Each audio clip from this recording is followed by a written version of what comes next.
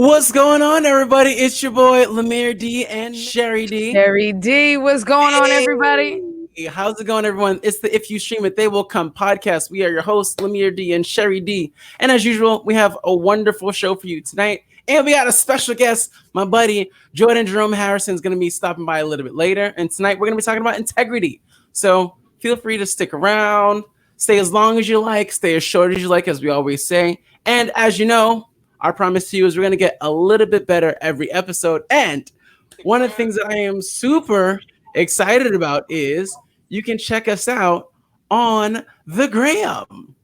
One of the things that we did in the process of getting the show together is make sure that all you lovely people have a way to find us. And now you can. You can check us out on Instagram at If You Stream It Podcast. You can also check us out on Facebook and ifyoustreamitpodcast.com. We try to keep it simple, kept the name the same, so you don't have to do weird cartwheels trying to find us. But there is that. Shari, what do you got for the people? Yeah, I'm excited. Check out our Instagram.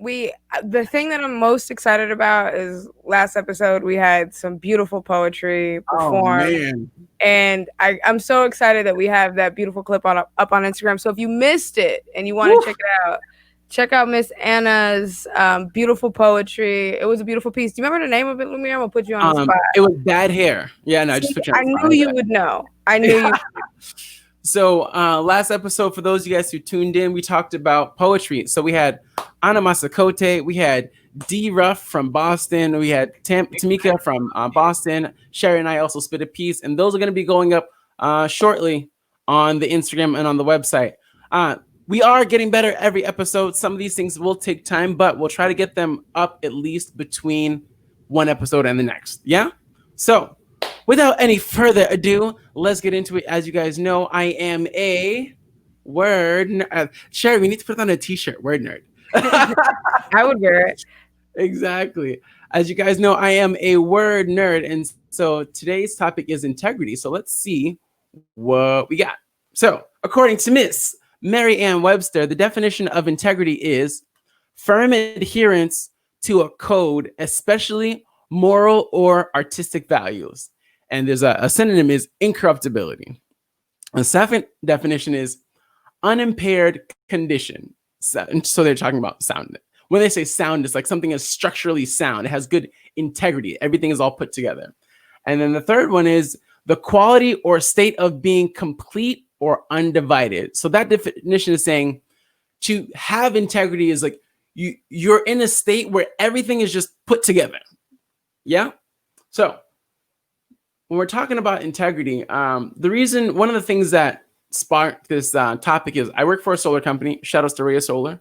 And one of our through lines for our company is to be a company with integrity.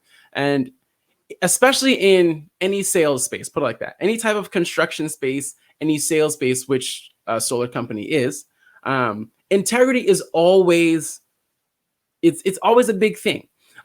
For all of my homeowner friends, have you ever heard, oh, I hate working with contractors because they're always late, everything goes over budget, nothing ever shows up on time. What they're saying is these people lack integrity, Oh, I hate that sales guy. He's so pushy. He's probably going to make me spend more than I need to. He's never going to tell me the truth. It's matters of integrity. And so as a company, the first thing my boss says is we're going to be a company with integrity. And he boiled it down really simple for us. It says, to have integrity is to do what you say. And the example that he gave was like way back. I mean, this is like 6 years ago, and it's stuck with me ever since. Have you ever told someone, hey, man, I'm going to call you right back, and you don't call them back? Anybody? If your answer is no, it simply means that you don't have integrity. You don't stay true to your word. So I've been thinking about this for a while because, that's what I do. But I want to know what your thoughts are. So for all of you people, as you know, feel free to comment, say what's up. If you want to be awkward in the background, I'm not going to poke at you. But if you want to say what's up, we'll shout you out. And as always, we put this to the people on Facebook, so we'll check that. But Shari, my question to you, integrity, what does that mean to you? Integrity, from one awkward kid in the background to another. When I think about integrity, you know, I have a visual image that comes to mind, and it is an image of a compass, but it's a different kind of compass. It's that moral compass, and I see that image very visually, and it Yeah. points in a specific direction. And integrity, though, is the commitment to follow that moral compass, that compass that points toward what is right for Yes. an individual, right? What is just. And it's that commitment to follow it, because you could turn an infinite number of directions. Right. But that commitment to follow it, kind of despite self-interest, I think that's what I think of when I think of integrity. I think of me standing there looking at that compass and the decision that I have to make or could make when I'm faced with a million ways to go. And you're right? That decision is, will I call this person back because I said I would? But it's more complicated than that. It's like balancing the real world and how complicated that is, and taking all those factors and saying, now, based on all of these factors, what does following that compass look like? For sure. Yeah, and I think that's the important, and I think one of the things that my boss has kind of instilled in us is that it's that willingness to follow the compass. Because let's say, for example, you said, yo, I'm gonna call you right back, and as soon as you do that, your doorbell rings. You have this long conversation with, let's say, a police officer or someone that you know that you can't just ignore, for example.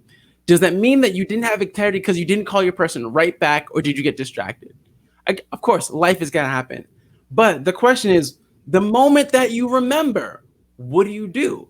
Right. Do you then call him back and say, oh, dude, my bad, I was gonna call you right back, but XYZ, or you left it, you know? So I guess what I want to put to you guys, all of my lovely people who are watching, is what is a situation that you've been in where you either had your integrity tested or you realized that you didn't have integrity? Or what was the situation where you realized you did have integrity? You said you were going to do something and then you did it. I'm curious. Feel free to drop us a comment, say what's up. Or if you just wanted, like, hey, I know these two people, that's fine. That's cool too. We're going to take a look at some of the comments on Facebook. We'll come back, we'll read those, and then we'll get into it. Shari, anything I'm missing for the people before we take a little break? Well, one thing I'm excited to think about is this last part of the definition, which is completeness. I'll be honest, that's not something I thought about when I thought about integrity, but I'll give you a sneak preview. I'm excited to ask our special guests about their take on completeness and integrity. So stick with us, because it's about to get cool. Super. So we have Mr. Jordan Jerome Harrison coming in from San Diego. Well, he's coming in from his computer, but he's from San Diego. We're going to have a great time with him. We're going to step away for just a second so we can check out the people on Facebook, and then we'll be right back. And for those of you guys just tuning in, it's the If You Stream It, They Will Come podcast. We here. All right, y'all. What's happening? It's the If You Stream It, They Will Come podcast. We are your hosts, Shari D and Lumyr D. We in the building. Shari, say hi to the people. In the building. Hello, everybody. So excited to be here. What episode number are we on, Lumyr? Shari, we're on episode 14. Woo! How about it? I know that's somebody's lucky number out there. Hey, come on now. For those of you guys who are just tuning in, this podcast started off as an experiment. I have a lot of friends that span literally the entire world. And the issue is, between the photography, between dancing, between working in the solar company, I don't have a lot of time to spend with each individual person. But I said, you know what? I'm going to create a platform where you guys know exactly where and when to reach me. And if you reach out, I'll be here. I'll stream it. And if you guys come, we'll interact. And before you knew it, we had a podcast. I got a lovely co-host. And we're on a road to 100 episodes. We're on 14 right now. And it seems like a lot. Shari, 100 seems like a lot. But before you know it, we're going to be at 98, 99, and then there's 100. So there's that. We have 86 more after this, Lumyr. I'm already getting a little bit sad, right? I know. It's almost time to go, Shari. It's like, listen, Shari, don't leave me now. But anywho, but for those of you guys who are just tuning in, one of the things that we like to do is we like to have conversations that are important but not too serious, because it is 12:15 at night, and you're probably thinking of, how many calories does Oreos have? If I have too much sugar, will I fall asleep? The answer is too many and yes. But we do want to make sure that we're feeding something for your brain. So when you wake up, it's like, you're refreshed. And so tonight's topic is integrity. What does it mean to have integrity? We just looked at the definition. So now we're going to talk about what does it mean to have integrity. So for me, especially because, like I said, I work at a solar company, and that is a through line of our company.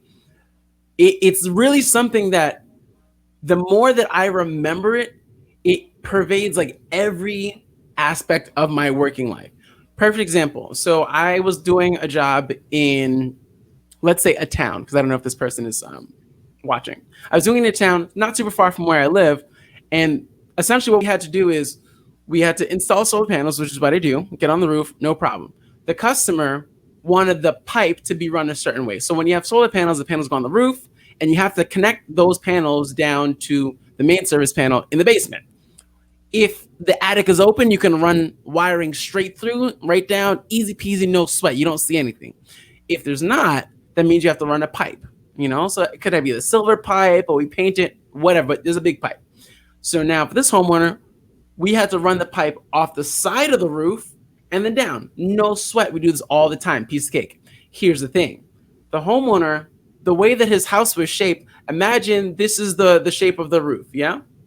He has an eave that sticks out about this much, yeah? So now, not only do we have to go over the roof, we have to go over the eave and then under and then bend around. Again, we've been in business for almost 10 years. Easy peasy. We do it. Job's done. The person we were working for said, that's an amazing man. I'm like, yeah, no. I didn't do the bend, but I was like, it was great work, The next day, the homeowner is like, I see about that bend. I'm like, ay, caramba. He's like, yeah, I would rather you poke a hole through the eave and then run it through the roof and then on top. Not a problem. Would have been easy. Yeah, I mean, not a problem. Would have been nice to know when, we were doing the installation. But I was, whatever. So I was tasked with this wonderful task of doing it. No problem. 3 days later, I ended up going there, running the pipe, taking out the first pipe, and then running it through the eave. No problem. Now, here's where the integrity piece comes in. So remember, the roof is like this, yeah? So I've got to go through a bottom roof, empty space, which is exposed to the outside, and then a top roof where the panels are. The top part of this roof here has to be sealed with a waterproofing that's special. It's the same way as this one has to be done, okay? The underside doesn't, okay? So when I went up there, I didn't know that. I put the same underside caulking on both of these and the special caulking on top. Now, mind you, it's on the second story of the small part of the outside of a house that's completely out of view, yeah? Job was done. Homeowner loved that we reran the pipe. Showed the picture to my boss, and he's like, we got to change it. Fine. No discussion. It's like, we got to change it. Now, mind you, it was difficult enough, and there was like a bunch of shenanigans that I had to do to get it reinstalled. But as I sat there, I was like, you know what? You're right. Because even if the homeowner is never going to see it, because he's not, because it's out of sight, it's out of view, it's flat. Like, I knew that it was wrong. And heaven forbid something happened, I knew that I could plausible deniability. Oh, that's life or whatever, it happens. No one knew, but I would know. So what do? Changed it. And I'm not saying this to say like, oh, I'm perfect. I've got wonderful integrity, but it made me feel good after I did it. Because I was like, yeah, that's what integrity feels like. It's like, yeah, I might have, let's call it a mistake because I actually didn't know. But let's say it wasn't a mistake. It was just something that he wanted done. And my boss said we should do it because even though no one would know that it wasn't done, it's something that should have been done, And it felt good. So I'm glad I did it, So that was kind of like an example in life where I was face to face with the choice of integrity, if that makes any sense. Yeah, and I think that's it's an example of a thing that we face all the time, right? It's that question of, yeah, part of it is like, do I have to do this even if no one knows, right? Do I have to, really think about integrity if I'm in the middle of a forest and a tree falls? Does anyone hear it? Type of conundrum. For sure. And to your point, right? It's like it's more than that. It's like the choice that we make to really make sure that we're following that moral compass, that we're moving toward what we feel like is just, and we're not being swayed by maybe what's easy, or maybe what feels good, or maybe something that is like our self-interest. For sure, for sure. And so I put the question to the wonderful folks on Facebook, and the question was simple: what does it mean to have integrity? So I'm going to pull it up so we can take a look at it and see what the folks say, to see if they had similar views. Also, for those of you guys who are wondering, in the background, if you guys can hear, we're listening to the wonderful music stylings of Elder. That's Respect Your Elder on Instagram. He's a local music producer. Love his music. He incorporates a lot of video game sounds in his music, but has that real core hip hop kind of beat. So make sure you check him out. If you hear that in the background, that's what we got jamming. Yeah. And for those of you guys just tuning in, it's If You Stream It, They Will Come podcast. And tonight we're talking about integrity. So I posed the question to our people on Facebook, and the question was, what does it mean to have integrity?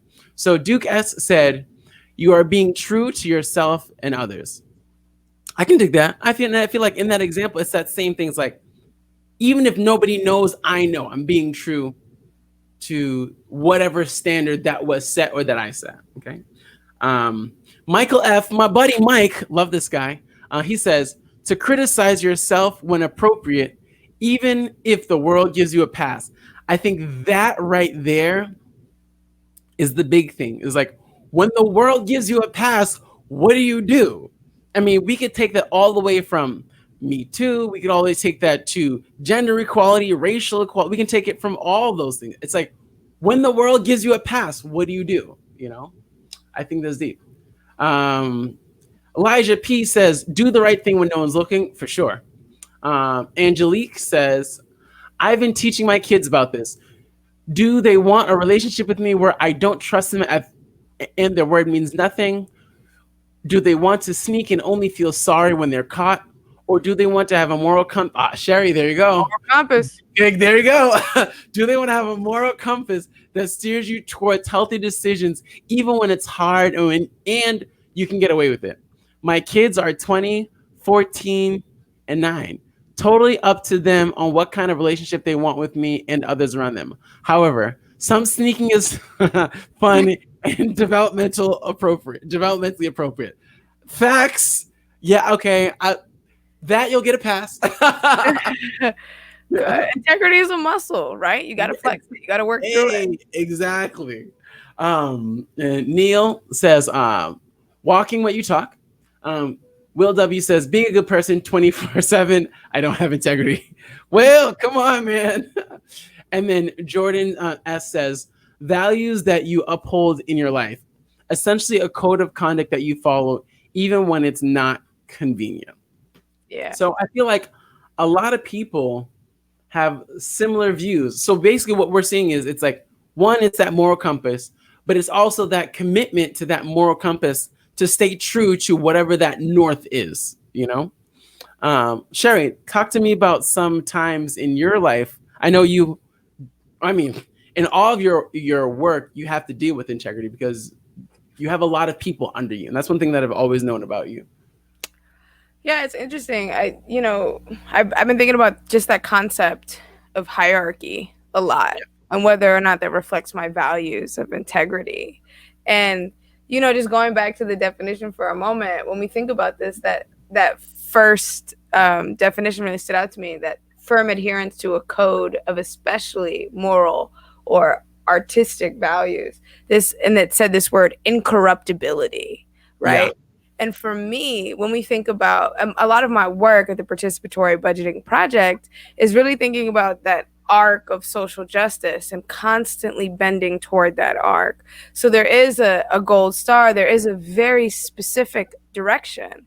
And I have to constantly, even in my leadership, ask myself, well, how does that show up? And what is integrity in this moment, in this choice, in this decision, when something might be easy?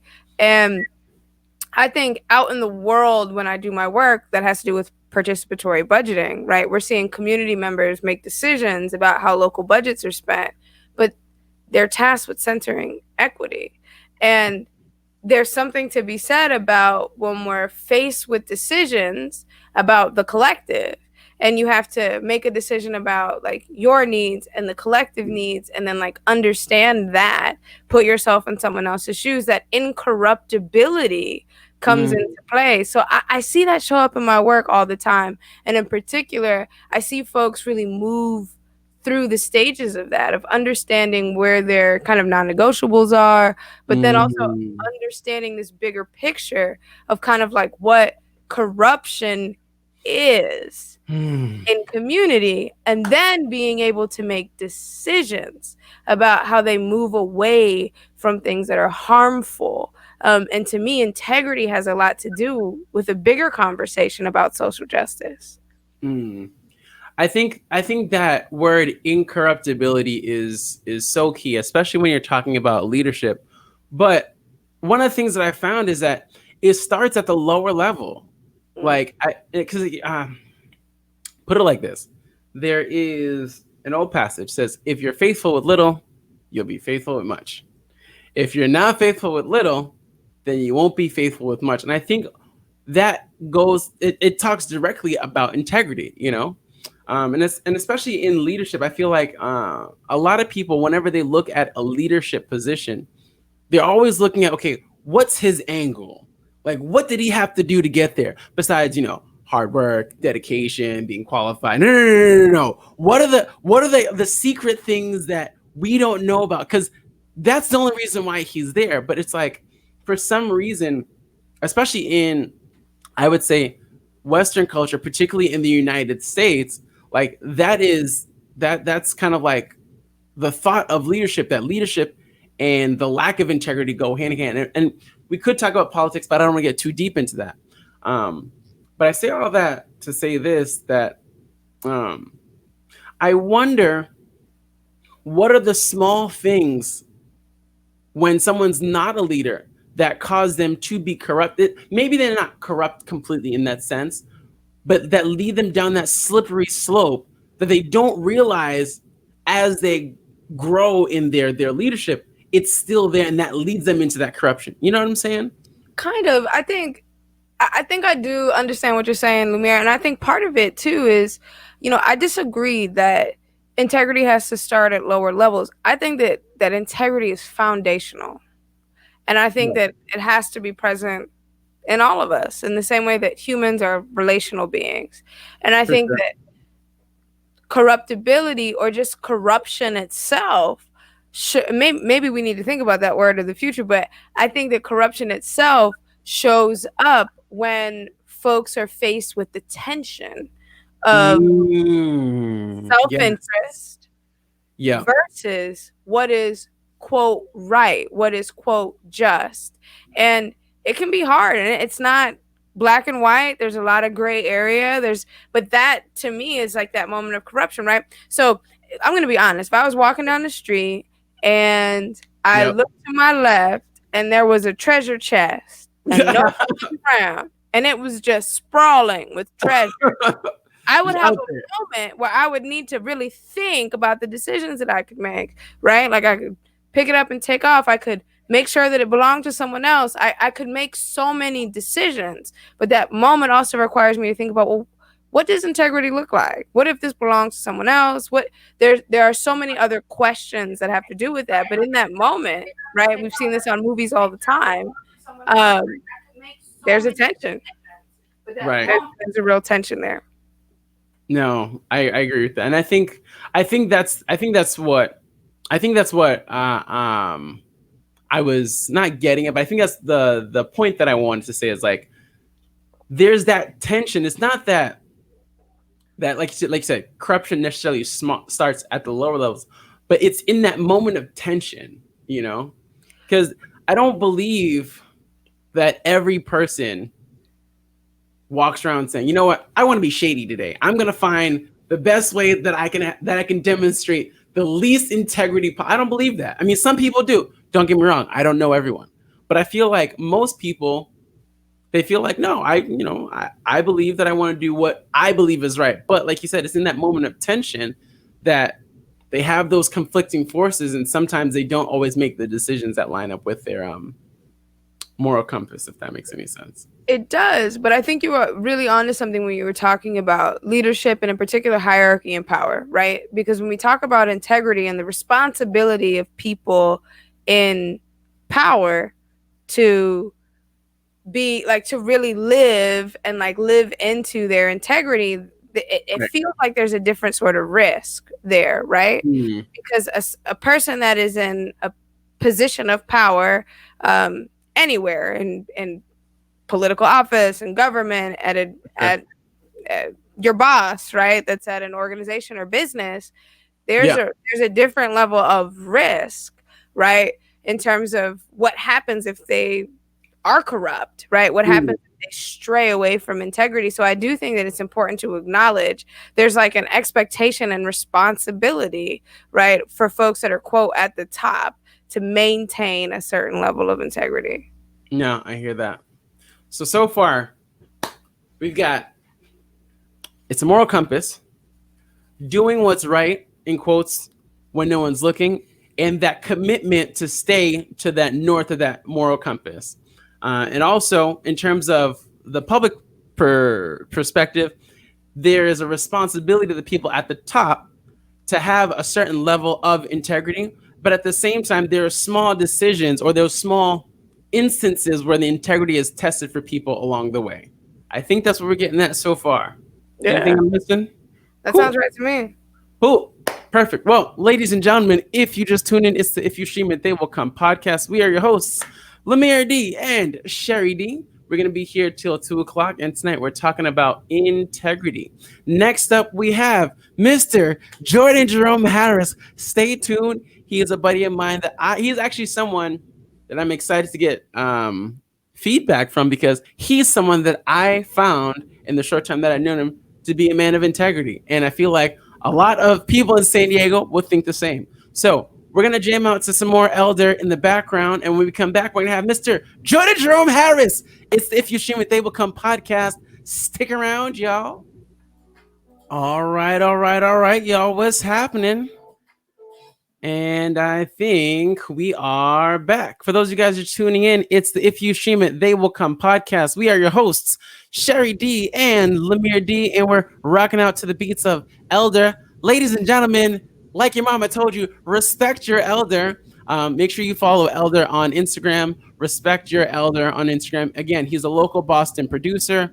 He happens to be my little bro. I'm actually proud to be like, I know him. I've seen him grow and develop. Actually, I've seen him grow, flourish, and develop and be a beast. But make sure you follow him. He's performed in a number of different places, the MFA being one of them. So he's kind of a big deal. But I love that you have to say respect your elder about your little brother. Yeah. That's amazing. I also love the way your brother spells it. It's that, I love that. It's artistic in and of its own. Is it LDER? Yeah, because his name is Luigi. So it's actually an abbreviation for his name. His name is Luigi Derizier. First letter L, last name Derizier. Oh, very cool. Yeah, but you gotta respect that. Mind blown. Exactly. So I will respect my elder, even though he is my junior. So there's that. Ladies and gentlemen, thank you guys for hanging out with us at 12:36 at night. You should be sleeping, but seeming as you're not, we're happy that you're hanging out with us. For those of you guys who've been here, our nocturnals, our third shifters, and people who otherwise cannot sleep, you know that we are on our road to 100 episodes, and this is episode 14. We're doing big things, people. We got lights, cameras, mics, co-hosts, guests, grapefruit juice. I mean, come on. Websites, Instagrams. Websites, Instagrams. I mean, aside from delivering tacos, even though it's not. Oh, it's today Tuesday? Okay, now. Well, good. We're not going to deliver tacos. But even if we did, what more do you want from us? But if there's a way that you feel that we can improve, please let us know. Because, again, this is an experiment. The whole purpose of this whole show is connecting with people. Our goal is to have something to inspire people to say, hey, you know what? I'm going to stream something. I want people to come. And if you stream it, I'll come. Let me know. But speaking of having people come, we've got a guest. We've got someone coming on, y'all. So one of the things that has been a staple in my life is that, one, I meet people everywhere I go. And those people, I see them again in life. So it behooves me not to be, I would say, a jerk. Yeah, let's say that. Because you never know who you're going to meet and you never know when they're going to come back in your life. But more importantly, I believe everybody comes in your life for a specific reason. Sometimes it could be just to be a passing ship of the night. Sometimes it could be a helping hand. Maybe you're the person that's supposed to help them. But whatever reason, if you meet someone, there's a reason for each time. And so our next guest is someone I actually met out dancing. I'm out on the salsa dance scene. And as you know, for those of you who dance in Boston, being a man of color in the Latin dance scene, you stick out a little bit. Not to say that there aren't many of us, but there aren't a ton of us. Let's put it like that. And so, of course, I saw Jordan dancing on the floor, and I'm like, wow, this guy's got moves. Now, I didn't know that he wasn't from Boston. So it's like, oh, I'm going to be I live in San Diego. Lou, anytime you come to San Diego, I got you. Now, I mean, I've also worked in promotions, a number of different events, and I've heard that phrase a million times. And usually what happens is nothing.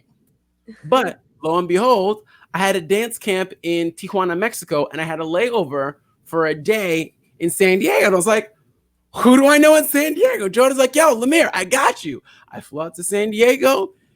He pointed me to a place where there's a dance social, places to eat.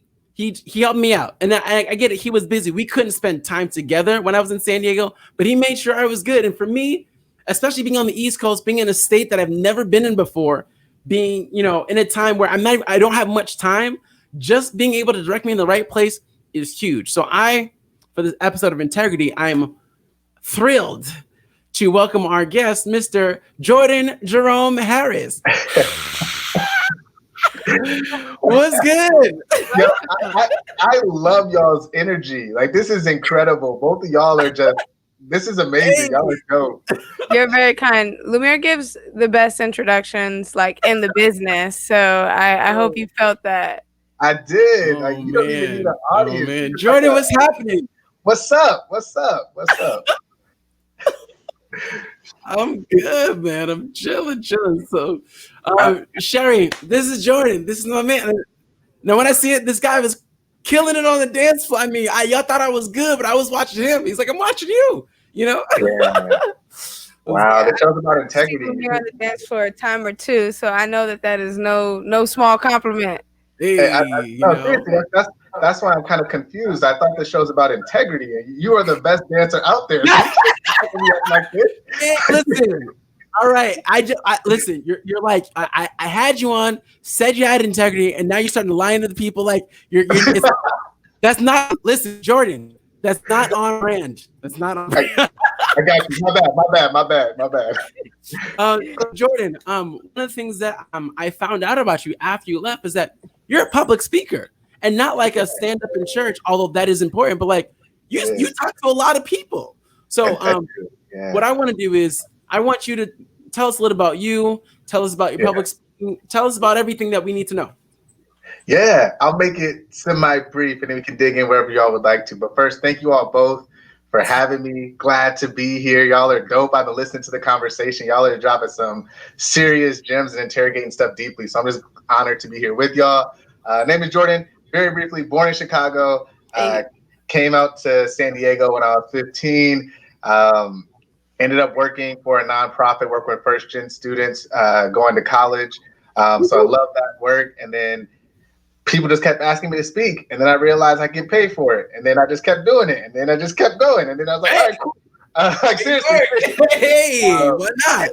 And we met in Boston because I was actually blessed with a full ride at Harvard in my master's in education. So I was out there to get my master's in education. And then outside of that, I speak a lot, primarily around like equity and anti-racism, a little bit around like leadership and aspects of it, of that as well. But I think my career kind of led me to being grassroots and working with students and families here in San Diego and some of our most disenfranchised communities. But then also having this dynamic where I'm able to speak to audiences, some that are primarily all wealthy white folks, and talking about things like racism or prejudice or things like that. And so it's a great balance of being able to serve and be based in the community while also being able to speak to different communities about different things that are impacting our everyday lives. Word. That's dope, man. Yeah. That's fantastic, man. I'm excited. So first question. in San Diego, do you say Dago? Is that a thing that's real? Some folks say it. Most locals don't really say it too much, but some folks say it. Some folks say it. I will never say it, but never is very clear. Okay, you're right. Never is too strong. Never is too strong. Never is too strong. I've said it a few times, but not too often. Just gotta know. Yeah. Oh, man. So I guess my question is for you, before we get into, the topic of the day, how did you get into dancing, man? How did you get into Latin dance, salsa, and bachata? How did that happen? Yeah, so it was a colleague of mine who was trying to date people more. And he heard that there was this opportunity to learn amongst a lot of people who he would be possibly interested in. And he was like, hey, can you come dance? That's right. He was like, can I stop you right there for a second? Go ahead. This is how you know this man speaks for a living, because he laid it down real gentle for some. Like, I'm not gonna put him on the spot. He was trying to pick up the ladies, and I heard that a lot of ladies dance. So he learned. Listen, this is how you know he does this for a living, ladies and gentlemen. So he asked me if I could go with him, and I was like, I had never even heard of this thing called bachata, and I was like, yeah, I'll go. And at that time, I wasn't learning much in life, and I was like eager to learn something. And after 3 weeks, he wasn't meeting anyone, and I fell in love with just learning a new dance. I felt like it was a different language, and so I kept going. And now I just loved it, and I loved it just for the sake of like meeting folks. And like the dance community, it's actually like a whole new friendship circle. Like you meet people, and like once you're really in it, people are just so nice to you. You see all the regulars, you making friends, and I'm just like, yo. Because for me too, I was also trying to like get out the club days, because I was like, I'm over clubs. Like I don't want that. And it was like exercise. I was drinking water. I was learning dance moves. I was meeting people. I was like, life is great. This is perfect. Yes, hydrate. Yeah. Exactly. Yeah. Oh man, no, that's fantastic. But yeah, like one of my I have two memories of you. One is a blurry memory, and one is super crystal clear. Like, I kind of remembered you when you were in Boston. Like, I remember the times we met, but not each instance. And I'm usually good at that. But I know we pull across on the side of the floor, chit chat. But it seemed as if you were always there. I was like, oh, maybe he was on break, So when I saw you and we interacted, I was like, oh, maybe you were away, But I always remembered that you were around. But I kid you not, when I went to San Diego, I remember that for a while, because I had a buddy of mine, his name is Eric. When I went down to DC, he had invited a friend of mine who was from Canada to come to DC when he was in LA. Dancers travel all the time. So if you got the map, don't worry about it. It's not important. But one of the things that he said, he's like, yo, I never want to be that person that's like, oh, come to my city, come to my town, I got you, and not show up. And so what he would do is he would go over and above just to make sure that you're good. And that stuck with me. I was like, that's the kind of person that I want to be. Like, I want to have means so that I can tell someone, yo, come, don't worry about it. You're good on me, and mean it.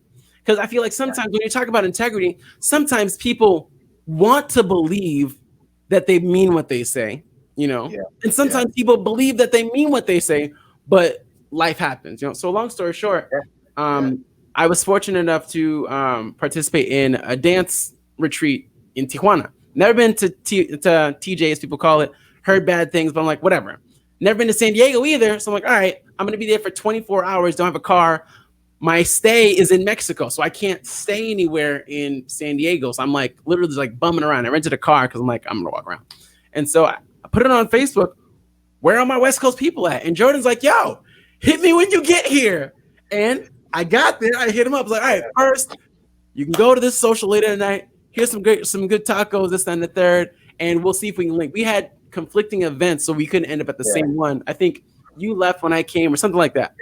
Yeah. But either way, I had a great time. I never forgot that. I'm like, yo, I got to link with you, man. And that meant so much to me, because I was a promoter and a photographer in Boston, and that is rampant. Yo, call me when you get to the front of the line. You get to the front of the line, call, radio silence. You know what I mean? That stuff. And I think one of the things that people don't realize is that when you don't have integrity, it's it's a special kind of hurt, you know? It's like, it's not just that I feel bad because I didn't get what I want. I didn't get what you said that you were going to give me. I look extra stupid on top of that because I trusted you. It's like, what lapse in judgment did I make to make me think that I should trust you?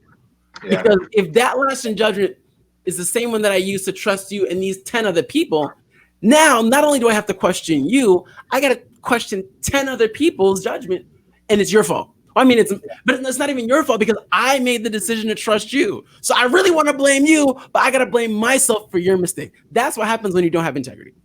And that's why it hurts so much. Yeah, completely agree. Yeah. So, but I say all that to say this. My question to you is, what does integrity mean to you? And when have you come across it, had a struggle? Talk to me. Well, Shari, I think Shari, right? Am I saying the name? Yeah, that's right. You hit on it. It's funny. My curriculum for this year, I'm teaching my students, is actually focused on values, and our theme is based on a compass. And so everything we're teaching on is just like, how do you know where you're going in alignment and those different things? Y'all were dropping so much knowledge before, so I'm like, I just literally just want to say amen to everything y'all said. I think the only things I was thinking of, and I'll take this a different direction. The only things I was thinking of is, like, particularly in America, I think individualism often is a barrier to integrity. Exactly. I think oftentimes we'll hold this idea that it's like me against you. And more times than not, I want to say things or do things to make me look good, but it's only to benefit me at the end. Because sometimes we've internalized this idea of, like, in order for me to win, you're my competition, not my companion. Yeah. And so I think sometimes for me, I think integrity is this kind of alignment with yourself, and even going back and really thinking of, like, what are the truths that I hold and why, and being so convicted in them that you can operate with them every single day. Because I think sometimes we can't operate in integrity because we don't even know what we really believe. And we're like, well, this might be the truth, but, like, I don't know if I really hold this.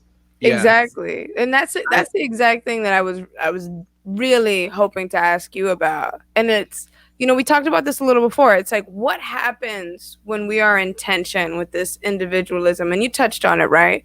We live in a capitalist society that says winning looks a specific way. And I think people often get confused about integrity, following your moral compass, and what society tells us winning is. But my question is, you know, Lumyr just talked about this, you know, doing what you say, keeping your word, right? Having that be an understanding of integrity. But what happens when that conflicts with self-care?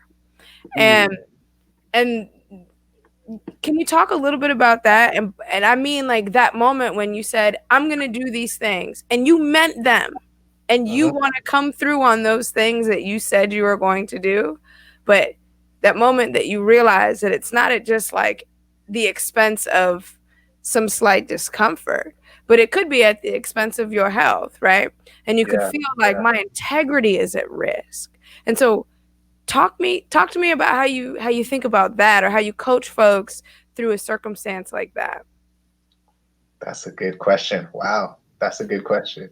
I think this. I think first and foremost, in an ideal world, integrity can exist, but I think concurrently also grace needs to exist as well. Every day, life is life. And what I mean by that is, I think we've seen, especially during COVID, people have lost jobs, people have lost family members, people have lost things that they thought was secure. And I think one thing that folks have to give themselves grace with, and hope others can lend it to them, is being able to say that, hey, some of these things might have changed, and being able to vocalize that and for it able to be received. And I think, to your point though, Shari, I think it's folks having that self-awareness to know at what moment is my integrity compromising my own well-being, and do I have the comfortability or the tools to voice that to the person to still say, hey, look, like, I really want to do this. Something is, but the thing is, like, it's hard too, because sometimes, like, yo, I feel like I lied to you if you just came up last minute and you're just like, yo, my bad, like, something else came up, something like that. And so I think it's really just like that honesty throughout, and really communicating things as soon as we hear them. I think integrity is just as much saying you can do something integrity is also saying as quickly as you realize something may change, getting out before and not waiting until the last minute. Because I think sometimes we might lie to ourselves and be like, well, maybe I can do it. And then you bail on the last minute. I've known too many folks that have bailed or just gone ghost. And I'm like, yo, like there should be some time before that you could have vocalized like something was going on. But I think to that point, sometimes we hold ourselves and like, I need to do this, I need to do this. And there's almost too much shame that we can't even be wrong or not be able to come through. Yes. And because of that, we just hide away. Yeah, I think folks fall victim to this kind of almost like short-sighted view of integrity. I think, I've been in some amazing rooms, right? And last year I was named an Obama fellow with the Obama Foundation. And it's really cool. I've gotten to meet some really amazing folks. And these are some power players. And one of the things that they talk about is that it is your responsibility, your individual responsibility to commit to your self-care and your ability to show up in social justice movement fully, completely, in a way that allows someone to be incorruptible and demonstrate integrity. You have a responsibility to take care of yourself so that you can show up in that space. And if you're not doing those things and showing up anyway, it's causing harm. And that's an example of you not centering integrity. And those conversations kind of blew my mind because that wasn't how I was thinking about it. We're not in a society where we can be allowed to pause, where we can be allowed to think about the long arc and how we show up for that. And it's win-win, go, go, go, or you feel bad. Or you may not be able to do things, or you may not be accepted by your peer group. And so that point that you made of actually it's about communication. It's about communicating where you are in that moment. It just really stood out to me. And I think to that, two quick things to that point. I think the first is, I think what I'm hearing from you say is that integrity is also directly related to our self-awareness. That if we aren't doing the self-work to know, hey, you know, if I've made a commitment and I've had an emotionally draining day, or I've worked my whole day, or I have some things like maybe you shouldn't make that commitment, or knowing what you need to do so that you can fully honor that commitment. And I think to your other side too, I think one of the things that we have to unlearn specifically with like capitalism is how we can oftentimes put our value based on our productivity. And so the same thing can feel that tension of like, if I've made a promise, I would feel like my value then is based off of this productivity, me being able to perform this. And I think sometimes some of the greatest forms of protest is rest. And that means taking care of yourself when you need to. It's a radical act. And you know, at the beginning, Lumyr and I were talking about folks in positional power and how they demonstrate integrity and what kind of like the risks and responsibilities of that are. And I've been talking about this a lot more recently in my work, how important it is to model rest, and how like that's actually a radical act that like dismantles like elements of white supremacy and the nonprofit industrial complex, just literally saying and modeling, I am going to take time off, especially when you're working with folks that may feel pressure that they can't do that. But in order for everyone to show up fully, that's like an act of integrity. And I don't think that we often think about it that way, right? There are so many challenges and threats to us being able to center our morals, our ethics, like what our ancestors have told us, what we hold to be truly valuable is so regularly or can be devalued that it can be hard to hold that at the center. You know, this makes me think about that. I keep going back to the self-awareness piece, but I think the first person that we really need to practice integrity with is ourselves. And I think a lot of us might spend a lot of our lives in some form of self-betrayal or living out something that we aren't fully aligned with. And because we might not be taking the time to rest or reflect or make sure we're aligned, some of our own lives, we might want to model something that we might not even be doing for ourselves. Like, let's keep it 100. And that tension is tough, right? And so not only are we feeling frustrated if we can't be integrity with someone else saying I did this, but then we're looking at ourselves and being like, I'm not even doing this with myself. Like, so it's some serious just like reworking that we just need to be mindful of and cautious of and gracious with, and just knowing that we need to start with like, how am I honoring myself and being true to who I am, and then being able to administer that and work with other folks on that as well. Yeah. Fantastic. That's just so real. So, ladies and gentlemen, I don't even like I feel like I'm at a seminar right now. I'm just like Jordan, where's your hat? Where's your hat? So I can add something to the building fund. You know what I mean?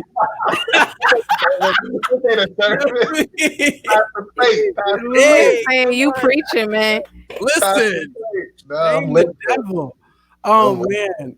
Ladies and gentlemen, this is an amazing conversation with Jordan Jerome Harris. What we're going to do is we're going to say a few words to our people on the interwebs because we got a lot of comments rolling in. We're going to take a quick break, and then we'll be back. Jordan, don't go anywhere. Shari, I know you're going to hold me down. Ladies and gentlemen, we're streaming it, and you're here. It's the If You Stream It, They Will Come podcast, and we will be right back. All right, y'all. What's happening?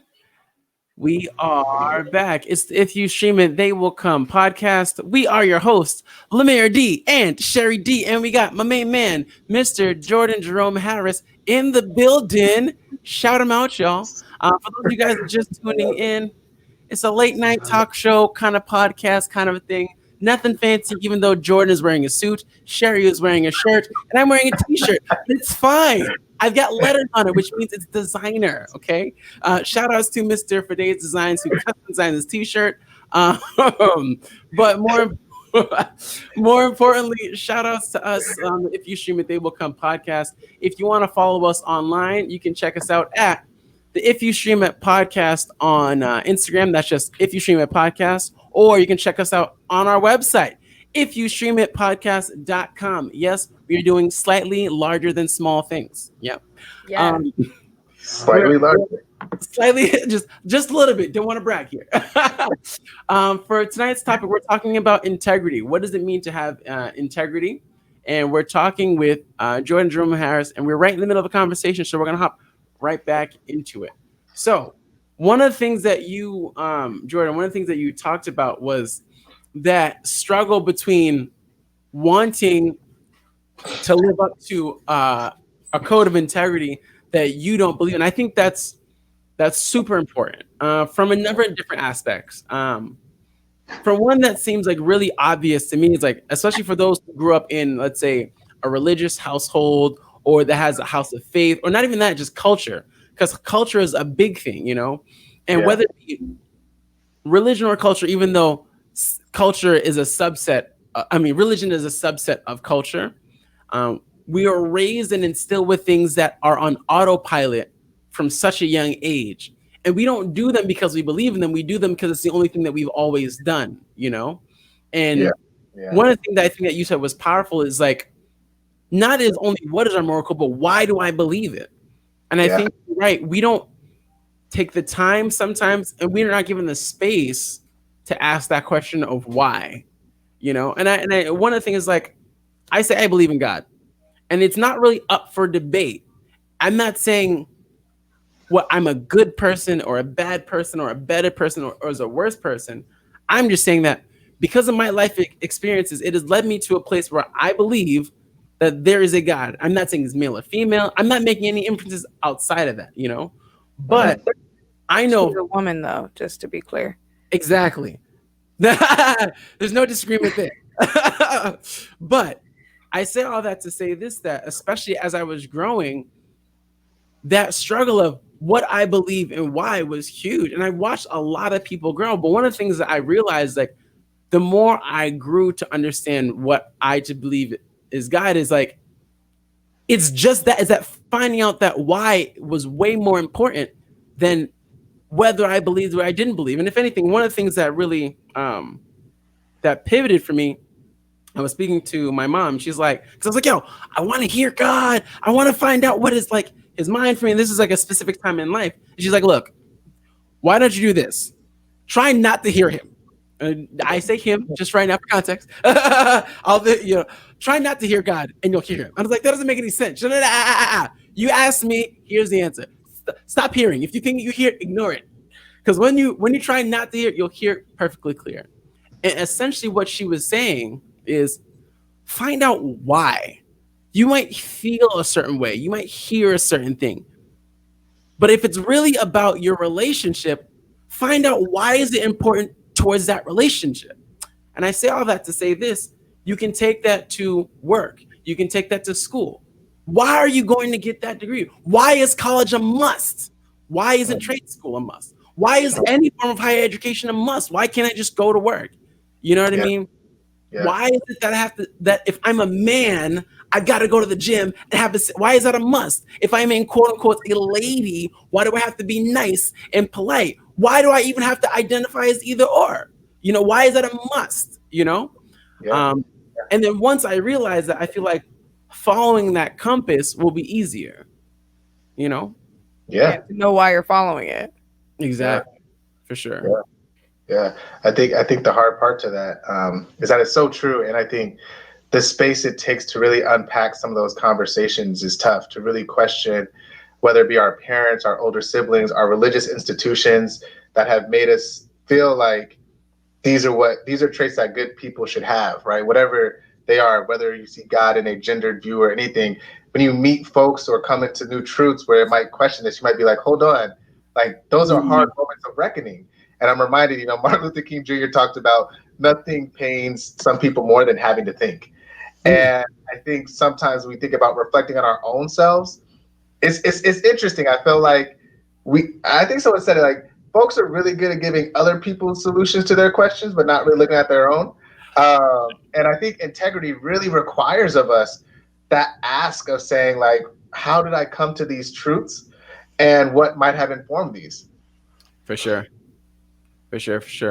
Before we hop into that more, we got a comment from one of our listeners, and so I just want to read it. Sorry, I'm going to have to cover your face. It looks lovely, but got to do it. It's part of the show. So this is from my homie, Shari D. I love this girl. So she is also someone that I feel like has modeled integrity, but in a different way. And we'll talk about that in a little bit later. So Shari D, shout outs to you if you're still listening. So she says, integrity is different than morality. It simply means, does it work as planned? There's no wrong when it comes to integrity. Integrity simply means working.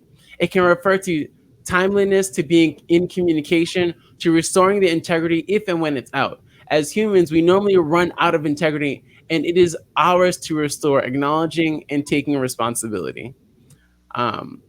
And I feel like a lot of the things that she said echoes everything, like bits and pieces of what we all said. And one of the reasons why I said that she models integrity in a different way is, like, from the moment that I've met Shari D, she is someone who has lived as herself. Now, she has like a very broad history. She's gone through a lot of things. She overcome an eating disorder. She is not from the US. So I think she's from Israel. So she has a number of different things, but she's also Harvard grad. She was also a PhD. She also worked at MIT. So like, very well-read, very intelligent person. She also has rainbow hair. She also often rides around the city with wings on. She often might have like a lot of clothes, and sometimes she might have not so many clothes. You know what I mean? She has, as some people would say, is a great body, but at the same time, she's against body shaming. And when we met, and as I meet a lot of people dancing, she's dancing, doing a thing, rainbow, and she's killing it, but dance completely to the beat of her own drum, But it was never like, oh, because I've got rainbow hair, I'm cool. It's like, I just got rainbow hair. It's just me. You know what I mean? I'm dancing and everyone's looking at me because they're looking at me. It is what it is. You know what I mean? And when we sat and had conversations, the dialogue was just that. You know what I mean? And some people would say, if you looked at her, it's like, oh, she's just center of attention. Oh, she's just another pretty girl. Or she's just another this, another number of different things. But that's just her. The same way that she's a PhD, the same way that she started a conference over in Ireland on mental health, like the same dance conferences we go to, she did the same thing over there for mental health. You know what I mean? Both are her, and you can't separate one from the other. So everything that she does, she's following that compass. But the reason why that's important is because sometimes we look at the destination and we try to turn our compass to make us get there instead of following our compass and going where it leads. You know what I'm saying? Yeah, we want to bend the compass to go where we want it to go, not where the compass is leading us. I feel that, and that brings up my question for you, Jordan, and it really is about how you follow your compass, because one of the things you said as you were introducing yourself was that people just started asking you to speak, and then you started speaking. And in the same way that Lumyr just told this beautiful story about a person that dances, walks, moves to the beat of their own drum, I think that for you, in a position where you're delivering programming, you're delivering motivational speeches, I suspect that it's not just they hand you a microphone and you do it. I think you run out of that over time, right? You run out of things to say. And I imagine that you have a responsibility to learn, grow, develop, and continue to contribute. Otherwise, it would just come off like BS, right? Yeah. And you wouldn't be able to deliver something at like really high quality. And so there's something about like when you make it, when you reach a place where people will pay you to talk, their integrity has to come in somewhere. So I'm curious, now that you're in a place that a lot of people want to go, a lot of people want to be paid to stand in front of groups of folks and talk, and they should be. But I'm curious if you could talk a little bit about the work that you have to do to follow your moral compass in that space so that you can show up in it the way that you feel like you need to. What does that look like for you? Yeah. Can you say more? Do you mean like on the topics of speeches or how I'm developing them? What I think, well, like even before that, like you're talking about like what you develop and what you have to do. But even before that, there are folks listening that maybe want to be a motivational speaker. Maybe they want to give presentations. I gave a TED Talk a couple weeks ago, right? Maybe they want to do those things. Yeah. And I'm wondering, like, as a person that now gets paid to do those things, I'm just wondering if you can talk about what following your moral compass to deliver high quality stuff looks like. You can't just get up. Maybe you can. I don't know. Maybe you can just get up and be like, this morning, I want to talk about this. Maybe it looks different. And talk to us about your commitment to following your moral compass in that role of guiding people, right? You're being a guide here. Yeah. I think it's interesting. And I think to some of the things that you're talking about, specifically around power dynamics, I believe so much in like just humility and knowing how quickly things can be taken away. And coming from Chicago and some humbler beginnings, I think that informs some of my approach to the work. I also think my father really instilled in me a level of excellence before you do so, especially when it comes to speaking. Speaking and having a microphone, folks will think and take some of the things that you say and it can impact their life or for better or for worse. Yes. And I think it's very important to have the character to hold that space and the content or the excellence in having it well enough so you aren't going to do harm or you aren't going to lead people astray or just say stuff that's not true. And I think, unfortunately, we're not seeing that in all speakers that we're seeing today because unfortunately, too, to that point, you can sell a lie and people will buy it and rock with it. I think for me, especially with the work and some of the conversations that I had and conversations I had with my father, he was like, look, my father and grandfather, they were all pastors. And so I grew up around family members that just had mics and just were always around, but very like community centered grassroots type of like serving folks and doing things like that. But the amount of work that I saw them put into a 5-minute speech, it was almost like 5 or 10 hours of just prep work, just like collecting information and seeing where things are at. And my father always told me, he was like, look, it is a honor to hold a microphone and you need to honor that and really do the work beforehand. And I think even more so too, after you give a speech, I'm sure you're doing a TED Talk, there is a certain level of fame or just notoriety that could come with that. And that could come with folks asking for favors or doing different or just doing whatever. And I think you have to have the integrity to be able to not like just mess people up or just be like, hey, like, and so I think there's a lot of pitfalls that could happen very easily. And so I think you just need to have the character and the content beforehand to really hold it. And also the humility to know like, yo, like we're in this together. And sometimes for me, I even hate being on a spotlight because I'm like, oh, the answers are in this room. I just want to facilitate a conversation. Let's go from there. For sure. But I think that is a marker of integrity, right? And that humility that you're describing previously. It's like this constant commitment to following that compass looks like continuing to hone your craft, continuing to be researched. And it also probably looks like stepping aside, right? It looks like not squandering or hoarding spotlight, but recognizing when you should and shouldn't stand in it. Sounds like a core tenet of integrity. And I'll tell you this when it comes to speeches with that. Last year or this year alone, I probably, and this isn't to brag, just to be honest, I probably gave away 10 to 20 speeches that were paid because I didn't feel like I was the expert in this space to talk about this conversation the way they wanted it to. That's integrity. What I gladly lean on, though, is knowing that I have friends and scholars that I can pull in and just offer them opportunities and hope that maybe one day if someone comes to you, offer you a gig, it comes back to me. And if not, that's okay. I don't give expecting that you're going to give it back, but I just know I could make money off of this opportunity, but it doesn't feel right because I would just give you a surface level, which would be cool. Y'all probably wouldn't even know. Like, some folks wouldn't even know. They'll be blinded by like, oh, he went to Harvard. He knows everything or something like that, right? Some folks, especially out here in West Coast, you say Harvard, they're like, oh my God, can you cure cancer? I'm like, no.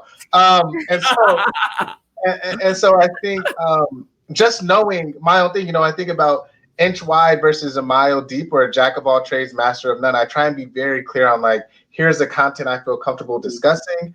If you want to come to me and offer me something outside of that, I might not be able to do it, and I'll be honest with it. And then I'll gladly give it to somebody else because I don't want to act like I can talk about something I really can't. That's so real. And that's hard. That's hard. Because that's like money that I could take that I'm like, that's that treasure chest on the corner that you exactly. Now you're in conflict, right? That's what we talked about earlier, installing this solar in different places. You have a decision to make. You could just be like, that's good enough. They'll never know. Or you could be like, that is not excellence. That is not what I committed to doing. That is not following the moral compass. And I so appreciate you answering that question so transparently, so honestly, because it is hard, right? And I think that there are a lot of folks that, and it doesn't have to just be public speaking. It could be so many things that involve a microphone, and they don't always involve a physical mic, right? Like, talk about making music, sure. But we talk about business owners. Business owners have microphones, right? And they have decisions that they make, and they impact, so many people. Lumyr, I have one more question, but before I, hog the mic here, I wonder if you had one that you wanted to throw in the mix. No, so one of the things I was doing is I was taking notes because like a lot of things that you're saying, my question, actually my last question for you, and Shari, you might be able to go first because it's probably like ties in, is like, what are some steps that people can take, like day-to-day steps that people can take to check their integrity, like tips, tricks, and I wouldn't call them tricks, but like key things kind of to look at. And Shari, you can probably ask your question first, and then Jordan, you can probably close with some of those for sure, those tips. Yeah, that's a good point, Lumyr. I think your question is a bit better to kind of close with, because mine is kind of the opposite. Of course, this is why Lumyr and I do our thing together, and we've touched on this like a little bit, but I think that there's something to acknowledge first about kind of like how integrity can be weaponized, and I just wanted to put like a fine point on that, because we talked about capitalist culture, and I alluded to the nonprofit industrial complex, and I think that it's important for us to acknowledge that sometimes people's perspective of this word and how they hear it can be weaponized against Black and brown communities. Very much so. We talked earlier about this tension between, look, life happens, and their integrity looks like a commitment to communication. But I think oftentimes for low-income folks, for folks that are traditionally and historically excluded largely, that we are honest about our circumstances and we are in dialogue about them, that can be weaponized against us. And I'm so happy that Lumyr asked about whether or not you could talk about tips for folks to really think about to exercise their self-awareness. But before we get there, I was wondering, Jordan, if you could talk a little bit about this piece or your perspective. Maybe I'm wrong. Maybe integrity can't be weaponized. I think that it can.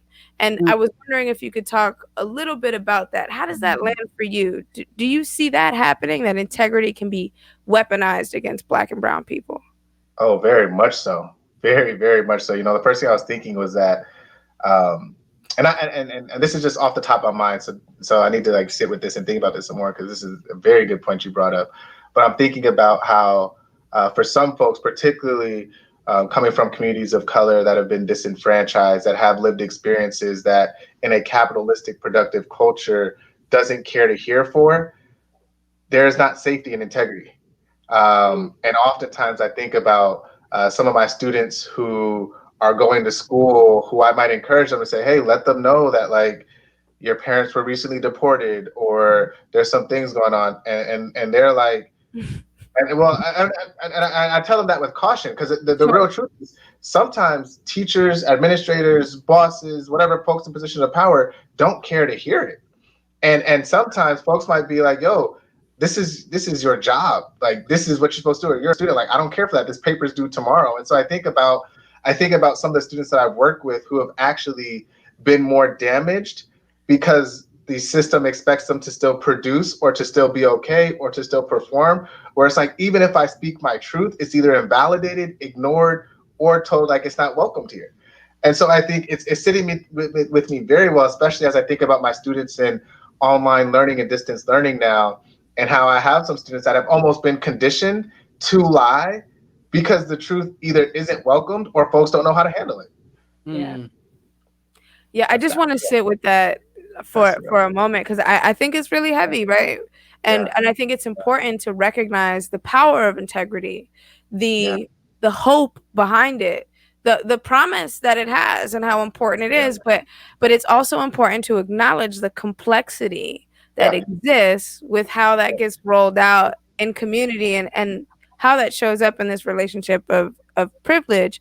But that said, and I wanted to make sure that we kind of clarified that point first, right? There's a conversation about safety that has to happen when we talk about integrity. Actually, before go ahead, Luke. That actually brings up an interesting point, because especially when you're talking about people of color, I feel like it is a common thing. It's that I don't even have it story, you know, whether it be in job or work or whatever. And it's just like, it's common, but at the same time, it's just like, how do you, like, I guess my question is, how do you balance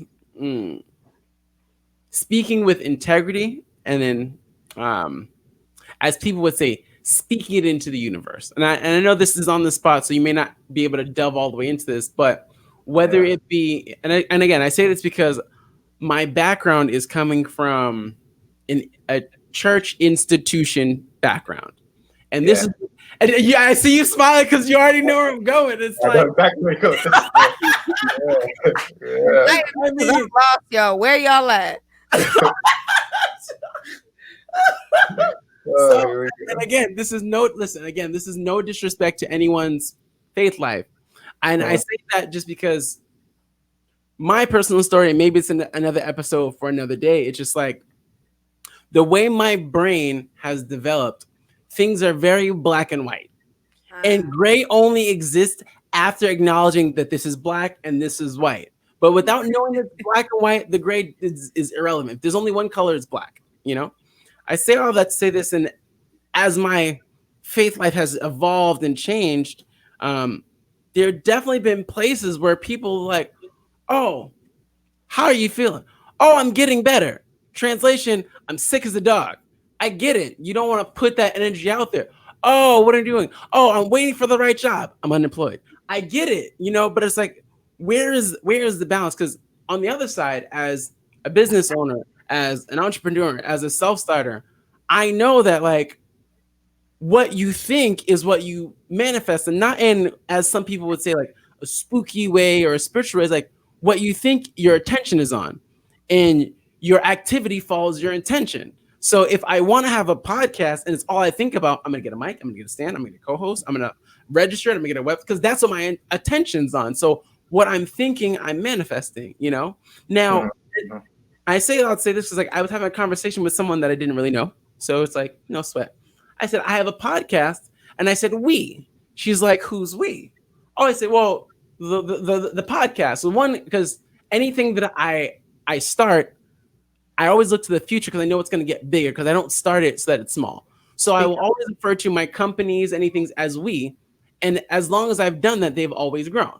Knowing whether or not in the moment is just me. And she's like, you mean you? I'm like, no, I mean we, because the podcast is not just me. It's also my fans. It's also my listeners. But I know that I'm not going to be the only one who's going to be running it, like co-host this and the third. So when I was speaking to Shari, and Shari's like, Lou, I'm in, I wasn't surprised. I was like, duh, of course. I was talking about a co-host last week. Now, here's the thing. Had I said, oh, this is my podcast, it's only me, or woe is me, it's only me. Then when Shari is like, oh, Lou, I'm down, I would have been like, oh my gosh. And I was still like that, for full disclosure. But it wasn't out of I can't believe that this person believes me. It's like, oh, I'm excited that this person believes my vision. But because I was able to speak my vision clearly enough, she was able to hop on board, you know. And I say all that to say, especially taking it back to the African-American community, like, where do we draw that line between, yo, I ain't got it versus I'm working on getting it? And it's not like an excuse, but it's actually like, it's the truth. I don't know what way to say it, if you kind of get what I'm saying.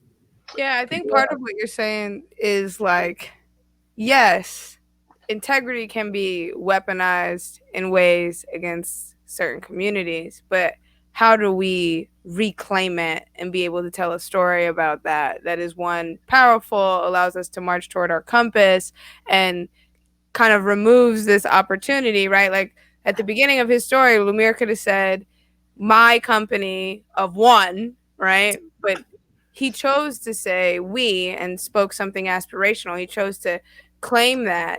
And, you know, how does that kind of show up in this equation of this question that I asked of like, hey, can this be weaponized against us? That's a serious question. You know, Lumyr said at the beginning we were going to keep it fun and light. You know, I don't know what happened here. Integrity is tense. It's tough.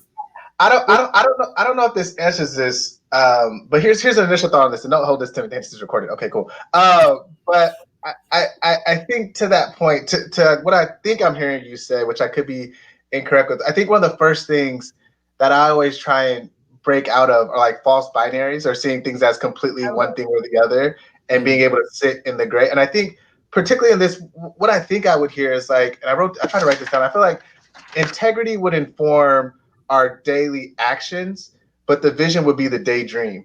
And I think it's the merging of those two that allow it to be like, because I think what you're kind of speaking about is like, how do we make it so people aren't lying? And I'm like, yo, if we think about all of like our social justice movements and things, like we need radical imagination to be emancipatory so that we can be integral and in how our daily actions are. So I think the integrity is saying, I'm getting this done today, but the vision is saying, I'm not doing this alone, so I can use the word we. I think that's some way. That's my initial thought to that, but I need to put some more thoughts out. Yeah, I thought you said it was keeping this light. This ain't. You were talking about language. I was just talking about integrity. Man, you're so smart, Jordan. And he said, got excited, and then you know that's all right. My entry point was a compass, and then we ended up here. What happened? All right. So why don't we do this? We're gonna take a quick break. Jordan's gonna give us some quick tips on integrity. After this quick break, we'll wrap it up. For those of you guys just tuning in, it's the If You Stream It, They Will Come podcast. I'm your host, Lumyr D, with your host, Shari D, and we're with Mr. Jordan Jerome Harris. Going to rock out to some Elder, and we be right back. Oh, actually, yeah, when we come back, we're going to do our third shift shout outs, and then we'll close out. Yep. All right. Great. Perfect. All right, y'all. What's happening? We're back. It's the If You Stream It, They Will Come podcast. We are your hosts, Lumyr D and Shari D, and we're here with Mr. Jordan Jerome. How does it feel to have like 3 like you like? That's how you know you're a boss. You got put respect on all of my names. Listen, say that whole thing. Yeah, I don't even know why. Like when I was younger in Chicago, I guess it was off of Martin. People used to be like Jerome in the house, and so I took the liking to Jerome, and so I just embraced all 3 of them. Listen, man, listen. They better say all. Listen, Jordan Jerome Harris. They better say all 3 of your names. Oh man. So for those of you guys that are just tuning in, it's the If You Stream It, They Will Come podcast. It's a place for nocturnals, third shifters, and people who otherwise should be asleep but are not to come have some conversation, which is usually lighter than tonight's topic. But I mean, it got a little serious, but it's okay. Seriously, in a good way. Exactly. I'm smiling. I got a funny T-shirt on, so that works out. So shout outs to everyone who's listening, who's tuning in at 1:32 in the morning.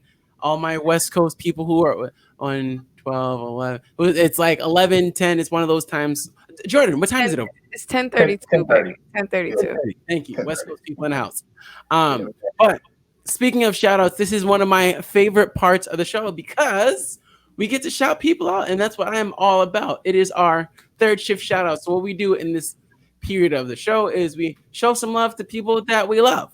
And you got to love yourself before you love anybody else. So make sure you follow us on the If You Stream It, They Will Come podcast on Instagram at If You Stream It Podcast. So that's Instagram at If You Stream It Podcast. That is us. Also, make sure that you follow me. I am your host, Lumyr D. That's at LUMYRD on Instagram. Ooh, I got likes and a new follower. Also, make sure you follow my name. Is Shari Davis. That is your host, Shari Davis. My name is Shari Davis. And if you're not tired of listening to wonderful conversations about justice, let me just mention that we have a really exciting conversation called Visions for Justice, my other job at the Participatory Budgeting Project on Wednesday. And I mention all that because I really want Jordan to come. We're going to be reimagining schools and school safety. We're going to be hearing from folks that are doing exactly that are rethinking what policing in schools looks like and repurposing dollars that went towards police officers in schools to actually really thinking about what safety is and reimagining that. So if you're down on Wednesday, Visions for Justice, check out my Instagram page to learn more about it. Boom. I'm there. That's dope. And this is the website for the Visions for Justice. I actually just pulled that up. Thank you. It's an entire 6-part series. We're just getting ready to do part 2. So every other Wednesday. So if you don't get enough of me on the If You Stream It, They Will Come podcast, a really great way to get connected to our really awesome work is through our Visions for Justice series. Make it happen. And how can we... I just RSVP'd. That's dope. Let's go. See, it only takes 10 seconds. Come on. I love it. When I was in grad school, my whole work was doing restorative practices and in schools and school districts. So I love learning about this. I'm there for sure. I'm excited. My man. I'm there. How can we give shout outs without giving shout outs to our special guest, Jordan Jerome Harris? He put the J in there. So it's Jordan J. Harrison on Instagram. So that's JordanJharrison on Instagram. Make sure you follow him. He has a number of different things on his page, from his speaking and different resources. Is it just for people on the West Coast or is East Coast too? San Diego. East Coast works too. I dig it. Beautiful headshot. Freestyle poet. That headshot. My goodness. I know. Look at that. Yeah. I also need to disrupt professionalism and just put out there when we just chilling. Exactly. Freestyle poet. Yeah. You a freestyle? We might need to hear some. Yeah. Well, I haven't done one in a while, but like how it works is you give me a subject and an object, and then I make up a poem on the spot. Oh, are we gonna do that now? I'm gonna give him a second. We got 2 more shout outs, and then you on the spot. Oh no. Shari, give him a word so that he can prep. But we got 2 more shout outs. No, it's okay. I'll wait till later. I gotta just get on the spot. Sweating now. All right. So a couple more shout outs. We gotta definitely shout out Elder. That's Respect Your Elder. RESPECTYOUR the letter LDER on Instagram. Haitian born, U.S. born, but Haitian raised. Fabulous producer, playing all the music in the background. If you haven't checked out his first LP or his second LP, make sure you do that on Spotify. That's just LDER on Spotify. And lastly, want to shout out to my homie, Shalavit.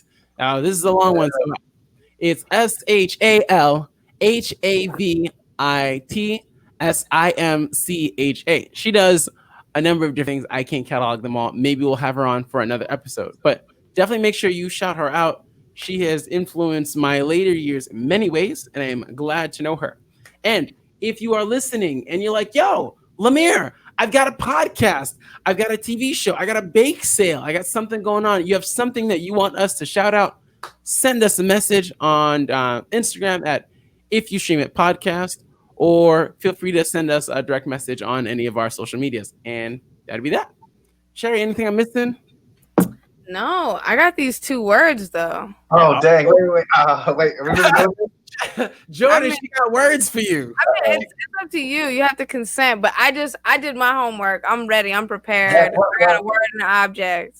Okay, well, I need a subject and an object. So any subject and an object. Oh, I got a subject and an object. Okay, what you got? Okay, my subject is integrity, and my object is compass. Okay. Bam.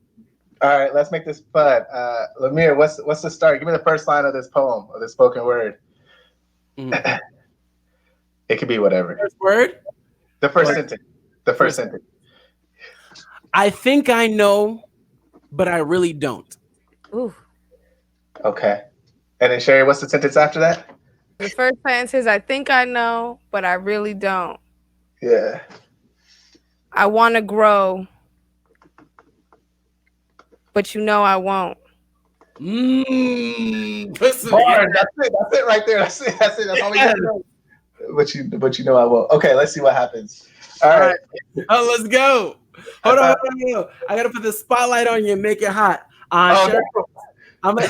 Shari, I'm gonna take it. You're not going anywhere.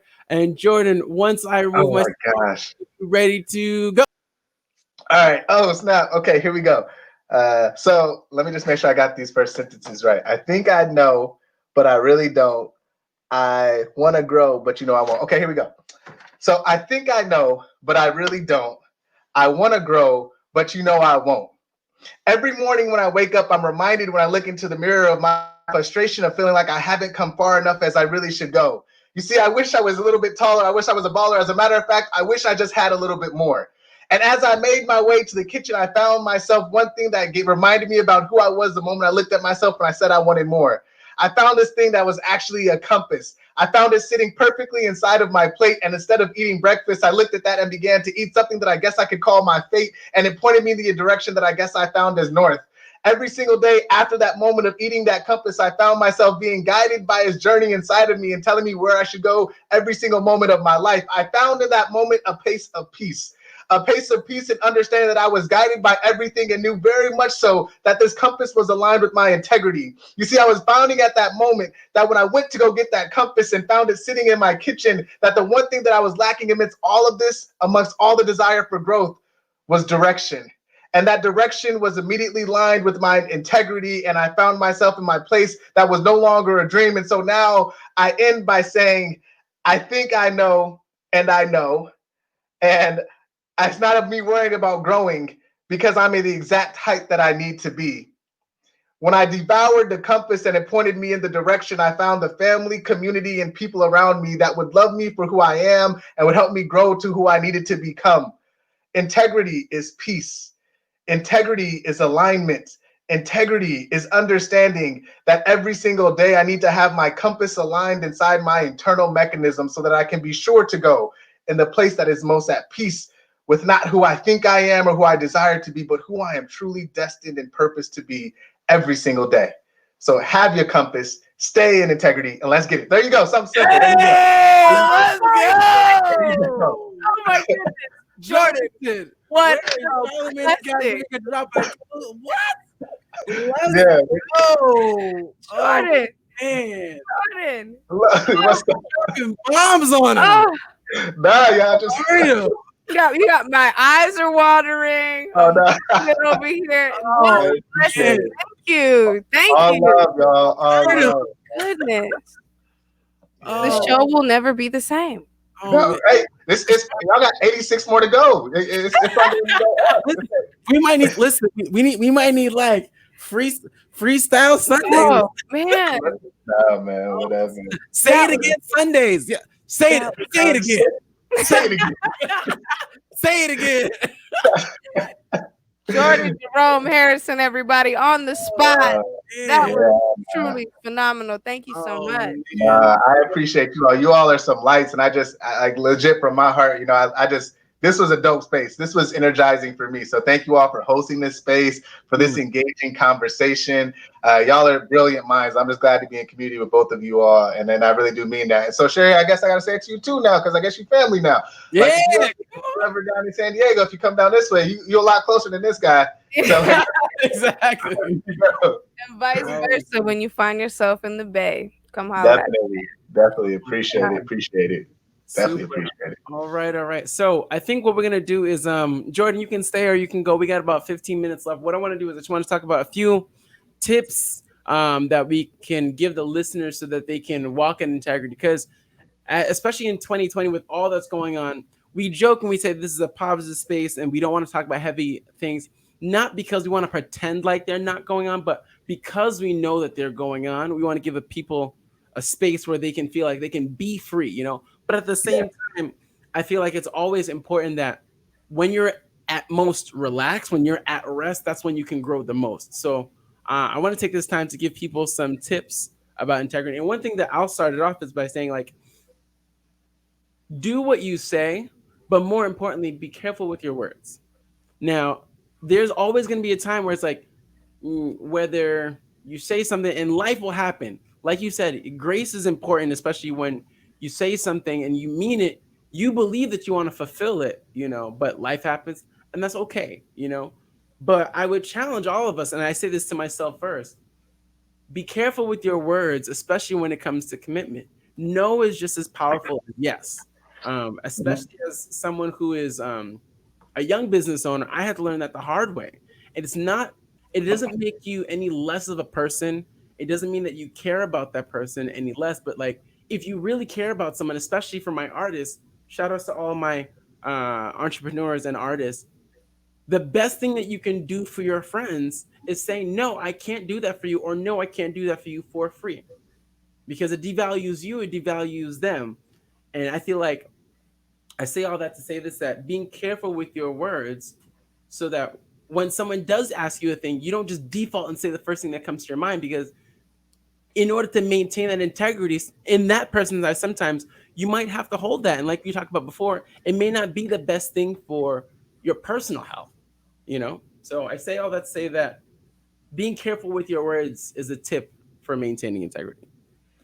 Yeah, I think my tip, I just want to go before, Jordan Jerome Harrison. Hey, JJH. Stop it. But I would say that my tip is it has to do with gentleness and honesty. I think when we're talking about integrity, especially based on the conversation that we had today, I think there is this core tenet of honesty, right? And it sounds so simple, be honest, but it also requires you to be gentle. And I think you have to be honest and gentle with yourself and honest and gentle with community. And I think that's a really important ingredient to kind of honing your own integrity so that it can show up and so that you can exist in a way that like models integrity. You have to be gentle and honest with yourself, and you have to be gentle and honest with the people around you. For sure. Dang, y'all both hit on stuff I was gonna say. Okay, especially okay, I'll say two things. I think one thing I'll say is, in case you don't know where you stand, if you have close friends, maybe just asking them, like, hey, where's my integrity? Like, are there areas that I have done? And I think secondly, too, is that in my opinion, in some relationships, there still might be time for you to ask for forgiveness if there has been a broken in integrity or a brokenness of trust. And sometimes that might be hard, but I think in modeling the world where like restitution and reintegration, well, not always reintegration, but bringing folks back together in community is real. I think sometimes it's one of the things we can do is just call someone and say, hey, I know I broke your trust here. I didn't do this. I just want to ask you for forgiveness. And it could be something small. It could be you told someone, hey, I was going to bring you some fast food, or I was going to bring you something and I didn't do it. I just want to apologize for that. And I think that can be part of the repair process for moments where we didn't have integrity, just calling folks and asking for their forgiveness and acknowledging that, hey, I know I said I would do this and I didn't, and building a more real relationship with folks. Yeah, I'm so happy you said that. And you know what? Like, it's okay, right? It's okay to own and acknowledge things. And I think that that's an important reflection of integrity. And it doesn't mean that you are bad or like a bad person, but things happen. And we've talked about this. Life happens. I think the challenge is when we don't acknowledge that. And sometimes we hold that so tightly that other narratives are created, and I just so appreciate that. Like, one real important tip about integrity is to sometimes call folks and say, my bad. Yeah.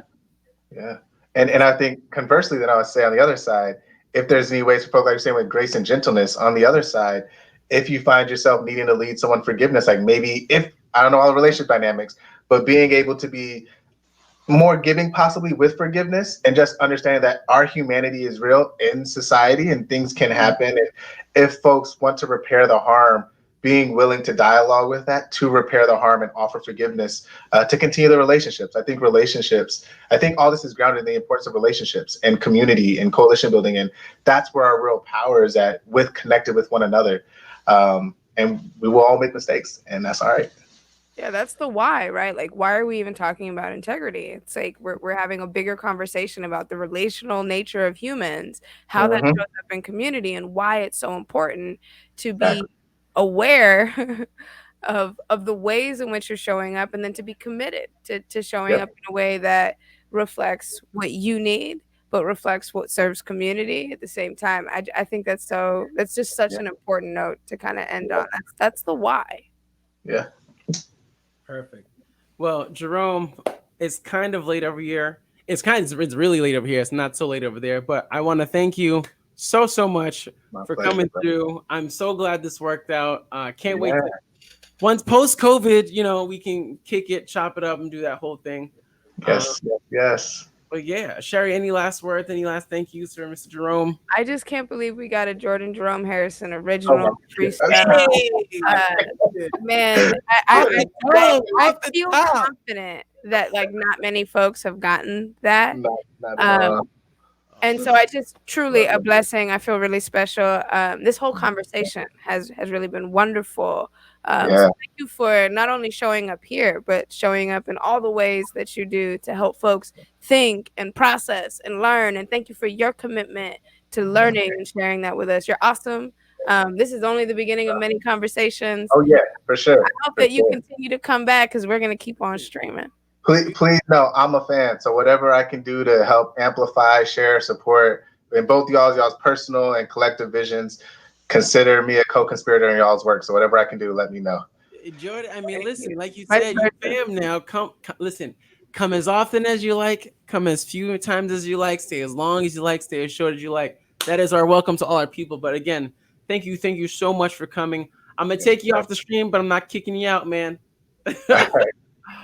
All right, ladies and gentlemen, it's the If You Stream It, They Will Come podcast. We just had Mr. Jordan Jerome Harrison on the screen today. Our topic was on integrity. It is just about the witching hour, so we're going to play one more tune, and then we're going to wrap up with some parting words, hugs and kisses, and all that good stuff. It's the If You Stream It, They Will Come podcast. We'll be right back. All right. Now, we're back. It's the If You Stream It, They Will Come podcast. We are your hosts, Lumyr D and Shari D. And tonight's topic was integrity. And in the background, we got the musical stylings of Elder. Check him out on Instagram and on Spotify. Shari, how you doing? Man, I'm just like beaming. I'm just Oh my like, goodness. what What? a good, what a gift, what a good conversation. Oh I'm my like, I goodness. can't wait Like for Thursday. it was just, I don't know. That was just, I don't know. That was amazing. And the funniest thing is, like, I was sitting there, I'm like, the last episode was great. We talked about poetry, had a great time. And I was like, yeah, we try to keep it light, but I mean, there's no light way to carry like a 200-pound topic, and integrity is pretty heavy. But I gotta say, that was a great time, you know. I had a blast. I'm just like, shout out to Jordan. That was just, yeah, Lumyr, that was just really great. I'm just so incredibly thrilled, honored, delighted. Um, big up again to your little bro, but the elder that we all need to respect. Um, I've already started putting that music on my playlist because Listen, he like, yeah. So again, shout out to I mean, and the funniest thing is, like, I don't even know when it happened, to be completely honest. Like, I can't take any credit as an older brother at all. I was just gone. It's like, yeah. Oh, by the way, my EP's coming out. I was like, "Excuse?" He's like, yeah, it's on Spotify, double scare. And then I listened to him, like, yo, this is fire. it's good. Yeah, it's really good. So, Elder, thank you. Thank you for letting us rock out to that today. I really appreciate Oh it. man, for sure, for sure. And this also for any other local artists, musicians, whatever. If you have music that you are looking for a platform to get it out, I love supporting local artists. If you got something that's good, send it to us. Send it to me at Lumyr D or at my name is Shari Davis or at If You Stream It Podcast. If you send it to us and it's something that we can play or stream, we'll do it. You know, I ain't got no Yeah, problem. if you have a topic or a word that you want to bring into the space, we're happy to have you. If you want to join us in this conversation, you know how to do that. Follow us in the chats. And then keep an eye out during the week. We will ask questions and we bring those into the conversation as well. So even if you can't make it here with us live, there are so many ways that you can be here with us, including listening to us after we drop the podcast. Hey. Where can folks do that? I know that we have a website. I know that we have an Instagram. We've been pulling out and putting up very special interviews and things on our Instagram page. But if you want to get the whole download, where do they go for that? So for right now, if you go to ifyoustreamitpodcast.com, that's where you'll be able to find everything. We're working on uploading all of the content from the previous interviews. So if you give us about a week, we'll have today's episode and the episode on poetry, plus all the interviews there. We are working on getting on Spotify. As we said, we're going to be getting it a little bit better every week. And so getting this published in an audio format so that you guys don't have to look at my lagging camera. And guys, I did a little bit better. I switched cameras. So now it doesn't look like a bad dubbed movie when I'm speaking one and then the camera's doing another thing. But yeah, so if you go to ifyoustreamitpodcast.com, that's where all the info is going to be. We also have a YouTube page that's going to be going live, all the things. But make sure you follow us on Instagram and we'll keep you updated, or follow us on Facebook because that's where all the things come out right away. Yes? Yes. Shari, what else you got for the people? We got 3 minutes left. I think just a big thank you. Lumyr, I feel like folks were on the spot today. I was nervous that someone was gonna put me on the spot after I was on the spot last time, so I came prepared with one quick haiku. Yes, Shari. We listen. We that might need to be a thing. I will think about what that means in terms of my integrity and whether or not I can make that commitment. For sure. Making that. We might need to just integrate poetry into this thing, whether it's you, me, or whomever. So, all right. So today's haiku, the title is Integrity. Title is Integrity. Commitment to follow a moral compass despite self-interest. Integrity. My integrity. A commitment to follow a moral compass despite self-interest. That is today's haiku to close us out. Lumyr, is there anything left from you before we say farewell to the people and see them next time? I want to drop my mic, but it's on a stand. So I guess I guess I can't. I mean, like, I'll hold it and let it go and go. And I guess that'll count. That's what this podcast is all about. We joke. We have some serious conversations sometimes. Sometimes we just have a lot of fun and real silly. But the purpose of this whole experiment is just a long-winded way of saying you can do it. Whatever dream that you have, whatever vision, whatever passion, whatever like closet fantasy, the PG kinds. And you know, even the PG kinds. Any kind of those, go for it. You know, because you never know where it's gonna take you. And like I said, the last episode, you can't uninspire someone. Once you've inspired them, it's too late. The thing is, you never know what's gonna happen in life and in the world based on that person that you inspire. So inspire someone today. Do something. Be great. And if you fail, that's okay too. Yes? Because as long as you're trying, you never fail. Yep. Anything else, Shari? No, thank you so much. We'll see you next time. If you stream it, they will come. Boom. Guys, we'll be back here on Thursday. Thank you for tuning in. It's If You Stream It, They Will Come podcast. We are your hosts, Lumyr D and Shari D. We streamed it, you came, and we are grateful. We'll see you next time.